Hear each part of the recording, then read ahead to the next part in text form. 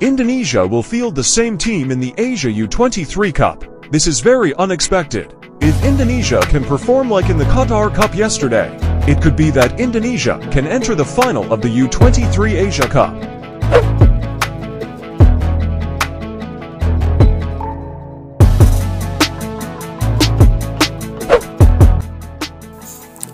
Ya, Timnas Indonesia U23 akan tampil di Piala Asia 2023 di Qatar pada 15 April hingga 3 Mei 2024. Skuad Garuda Muda tergabung di grup A Piala Asia U23 bersama tuan rumah Timnas Qatar, Timnas Australia, dan Timnas Yordania U23. Namun pihak AFC kaget bukan kepalang, bagaimana tidak, hampir semua pemain yang bermain di Piala Asia Senior akan kembali diturunkan pada Piala Asia U23. Tentu ini membuat pihak penyelenggara AFC terkejut bukan main. Ya, kenapa bisa begitu? Seperti kita tahu, pelatih Timnas Indonesia Sintayong menurunkan pemain muda di Piala Asia Senior, dan hampir semuanya berada di kisaran umur 23 tahun. Tak cuma itu saja, di era Sintayong, Timnas U23 dan Timnas Senior sama-sama memiliki skuad yang sama. Jadi menurut Sintayong, tidak ada tim U23 ataupun Senior, sebab di kedua tim tersebut sama-sama diisi oleh para pemain muda yang sama. Tentu prospek ini membuat semua pelatih Piala Asia U23 kaget, termasuk pihak AFC. Ya, tentu saja jika Timnas Indonesia bisa menurunkan tim yang sama seperti di Piala Asia Senior, Indonesia diprediksi bisa menembus final hingga juara Piala Asia U23. Dari Arhan kita lihat guys. Wow.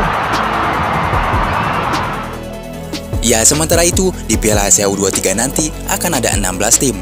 Dari 16 tim yang berlaga di Piala Asia U23 2024, Timnas Indonesia U23 menjadi satu-satunya debutan pada edisi kali ini. Bersaing dengan 15 tim terbaik Asia lainnya tentu menjadi tantangan tersendiri bagi tim Garuda Muda. Dari Arhan kita lihat guys. Wow.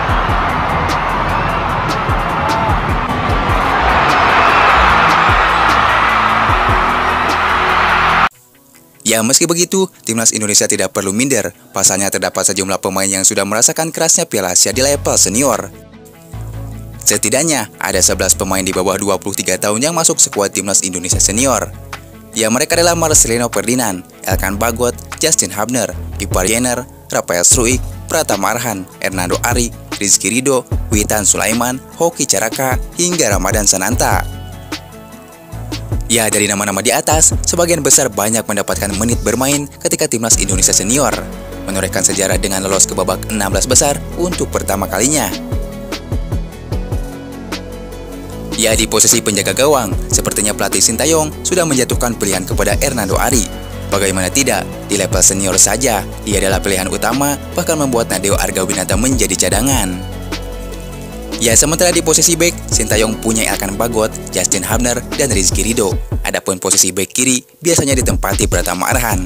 Sayangnya, di posisi bek kanan, Timnas Indonesia tidak bisa diperkuat oleh Asnawi Mangko Alam lantaran usianya sudah melewati batas.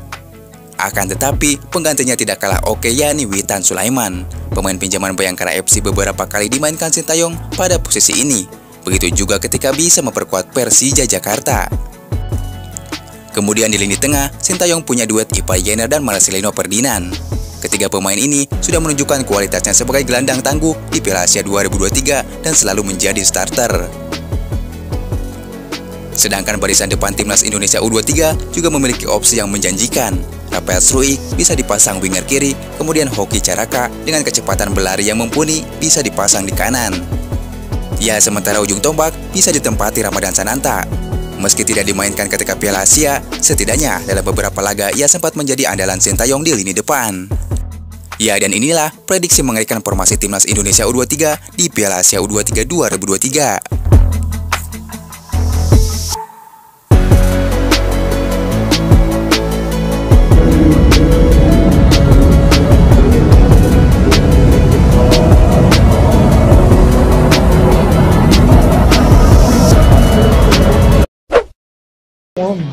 생각보다 잘해줘서 괜찮다 그렇게 생각하고 있고 분명히 오늘 경기에서 우리 수비진들의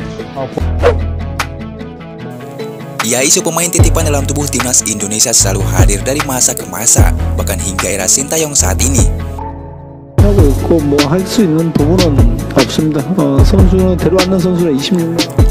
Beberapa nama yang dinilai tak bagus bersama klubnya, tetapi tetap mendapat tempat di skuad Garuda, kerap dituding sebagai bagian dari kesepakatan antara pelatih dan pihak terlibat di belakangnya. Ya, ternyata pernyataan pemain titipan itu memang ada nyatanya. Hal tersebut langsung diutarakan pelatih Sintayong. Sintayong pun mengakui selama menjadi pelatih timnas Indonesia, ada pihak-pihak yang mencoba menitipkan pemain kepadanya. Namun Sintayong tidak merinci siapa pihak-pihak yang dimaksud. Namun demi kemajuan timnas Indonesia, pelatih asal Korea Selatan itu tidak pernah menanggapi permintaan tersebut, bahkan menolak secara mentah-mentah. Ada yang menitipkan pemain, tetapi tidak pernah saya tanggapi, satu pun tidak pernah terjadi selama saya di sini, jadi tidak perlu khawatir lagi, ujar Sintayong. Ya, pelatih berusia 53 tahun itu mengungkapkan isu pemain titipan tak hanya terjadi di Indonesia. Fenomena tersebut juga ada di negara asalnya Korea Selatan. Biasanya, kata dia Sintayong, pihak-pihak tertentu mencoba memasukkan pemainnya ke tim nasional melalui relasi. Akan tetapi, ia menegaskan tidak pernah menerima pemain titipan. Karena menurut Sintayong, pemain titipan hanya bakal menghambat kemajuan sepak bola timnas Indonesia. Ya, namun meski begitu, isu pemain titipan sempat menguak dan tertuju kepada salah satu penyerang timnas Indonesia. Salah satu pemain tersebut adalah bomber penyerang Dendi Sulistiawan. Bahkan manajer timnas Indonesia Sumarji harus buka suara setelah isu ini muncul ke atas pemberitaan. Dia, Sintayong, yang bertanggung jawab memilih pemain karena dia yang tahu sesuai keinginan dia. Sehingga bukan saya, Sumarji, yang memaksakan untuk bisa memilih Dendi atau siapapun itu yang dikatakan kurang bagus, ujar Sumarji. Ya, Sumarji mengaku mendapat tekanan karena pemanggilan Dendi yang menjadi polemik. Ia belak-belakan mengaku tidak pernah menitipkan pemain timnas Indonesia. Ya, pemanggilan Dendi Sulistiawan yang kerap dilakukan Sintayong membuat sebagian netizen Indonesia bingung karena kualitas Dendi di klubnya yang kurang bagus, namun tetap menjadi andalan bagi timnas Indonesia.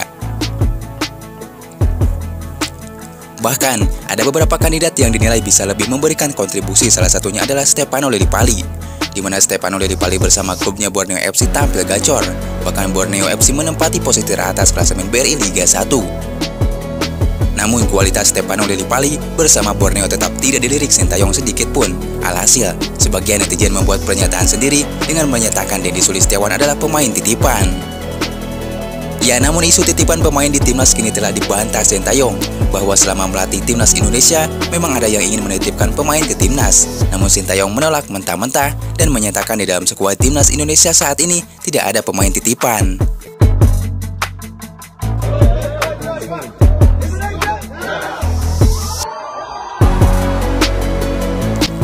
Ya, jadi semua pemain yang dipanggil Sintayong adalah karena masalah taktik yang diterapkan.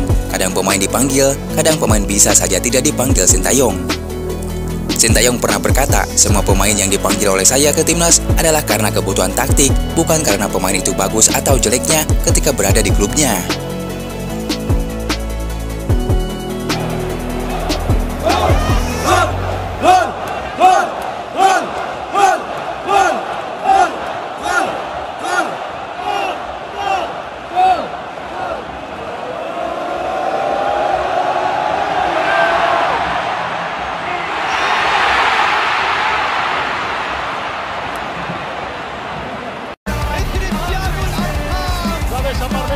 Aparece